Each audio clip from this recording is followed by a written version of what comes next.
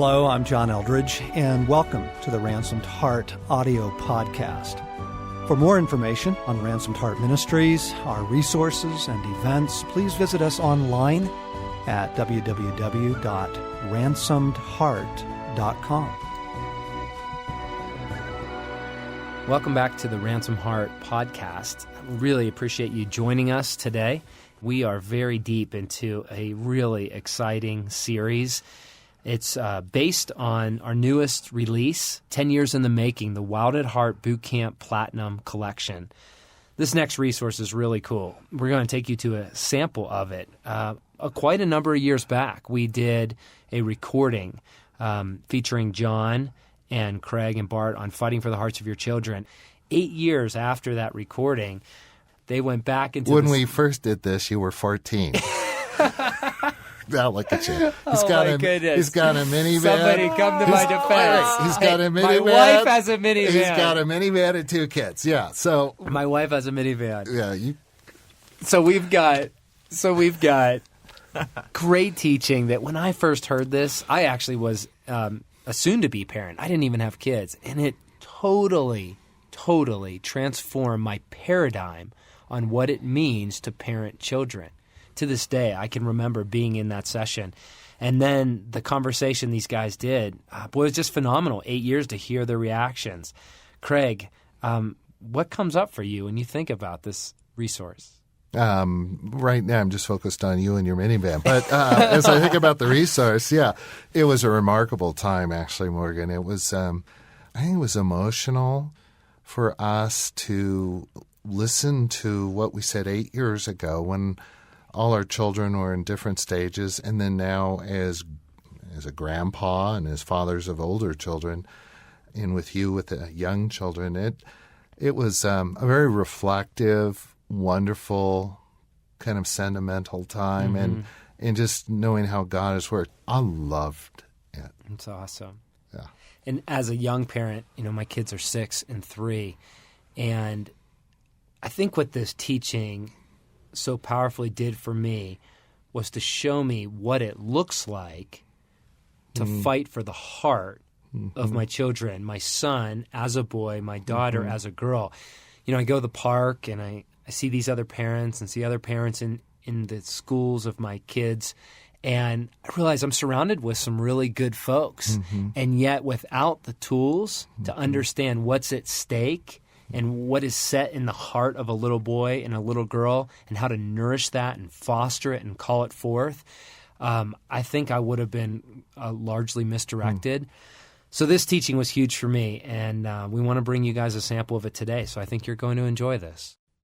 Proverbs 22:6 says, "Train up a child in the way they should go." Not in the way you want them to go, but in the way they should go. There is a design in their heart. There are desires, dreams, hopes, fears, wounds, and your mission is their heart. I mean, honestly, I'm embarrassed to admit how frequently I forget that. Just forget it, just completely space it out. And instead, I think for most men, it feels more like a battle just to get them in line. A battle just to get them to behave. So I want to start with this thought. What is the Christianity you are inviting them to? Really, think about this for a moment. What is the Christianity that you are inviting your children into? A few weeks ago, we did a Sacred Romance conference in St. Louis, and the kind of breakout room for us to just go back and debrief and process together during the various breaks in the conference was a Sunday school room downstairs in the children's wing of a very large, very successful evangelical church. I was down there by myself at one point, just kind of sorting through some thoughts, getting some rest, and I looked on the wall, and the Sunday school teacher had put up a little poster, and it said, "How to make God happy." And point number 1 on the poster was, sit still. Point number 2 on the poster was, be quiet.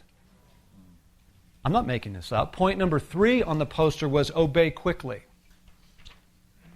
And down below what was quite a list of rules, the last thing says, or you will be given a trip to the hall with the teacher. What's the message? What is the Christianity they are inviting those children to? Is it freedom and life? Because if that's not what you're inviting them to, you're not inviting them to Christianity. You're inviting them to something else. Galatians 5:1, it is for freedom that Christ sets you free. John 10:10, I have come that you may have life. Isaiah 61, the central ministry of Christ. I want to heal and set free. If it is not freedom and it is not life, it is not Christianity. And that can just be a guide, an overall theme to the way we parent. What is it that we are inviting our children into? A friend of mine took his daughter out to dinner. She told me the story. I know both of them. But she was telling me that for years, she's a grown woman now. She's 26, 27. For years, all she's craved is her dad's attention. All she's wanted is 5 minutes of his time. And he invited her out to dinner. She was thrilled. She was so full of expectation. She had given him the Sacred Romance earlier in the year, and she was hoping, maybe, that he would be coming for her heart. He sat down, and he brought the Sacred Romance. Sat down at the table, had a Sacred Romance there, but he also brought his daytimer. And as the meal got started, he opened his daytimer, and he said, I want to review the goals that we have set for you this year.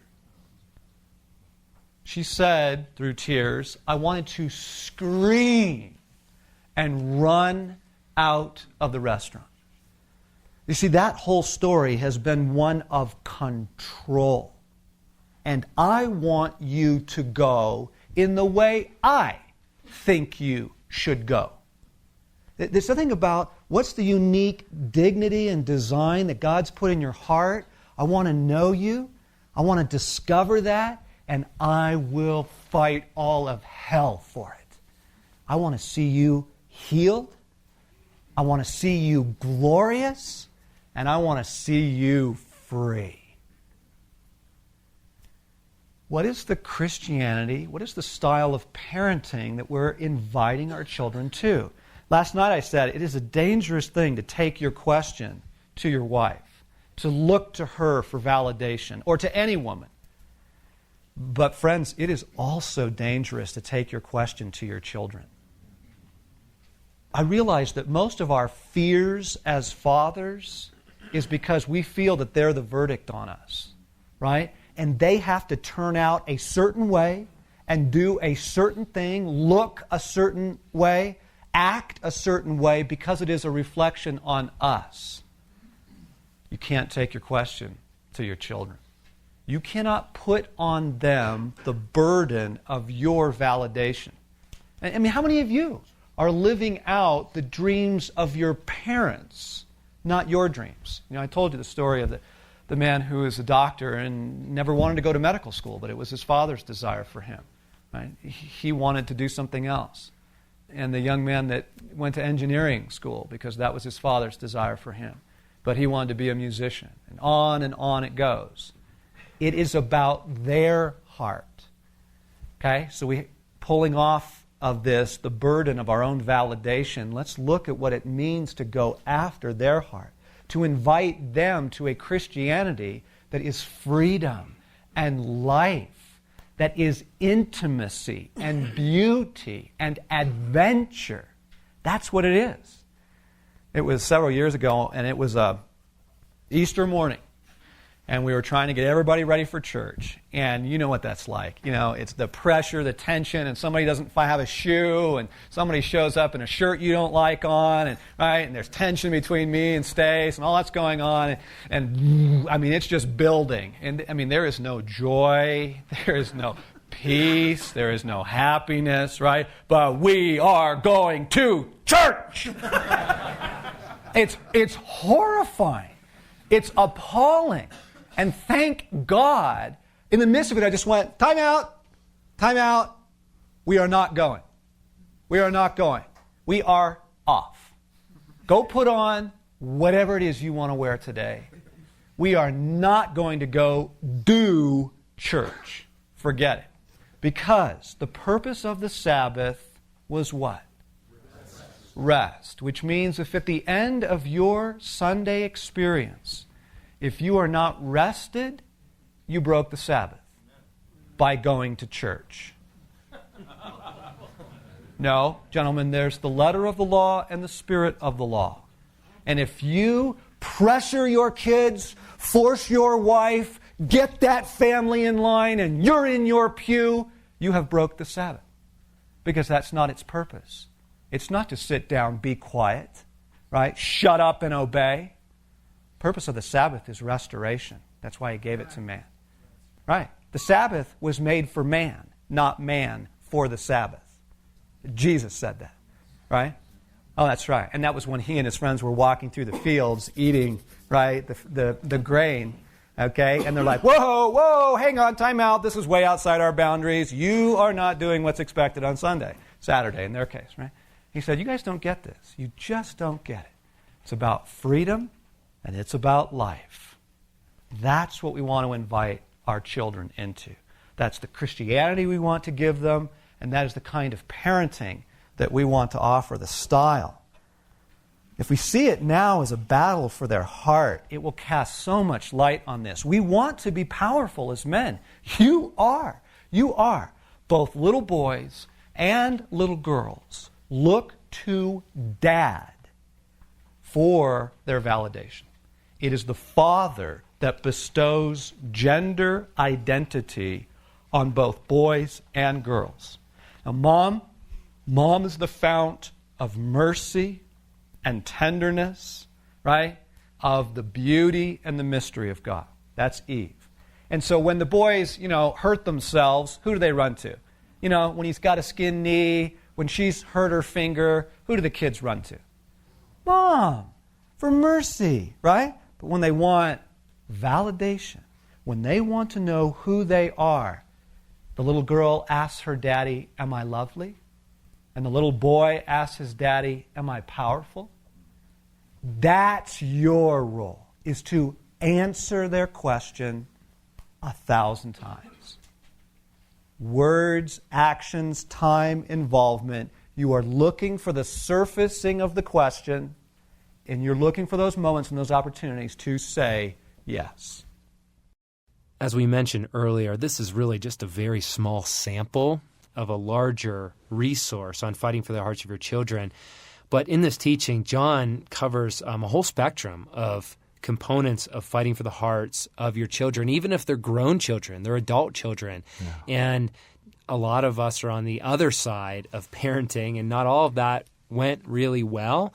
And so there are ways that we've all wounded our children. If you have them, you've wounded them. And ways that this teaching really helps to shape what to do with that and how to bring that to God and how to seek the restoration that's available and that we all long for.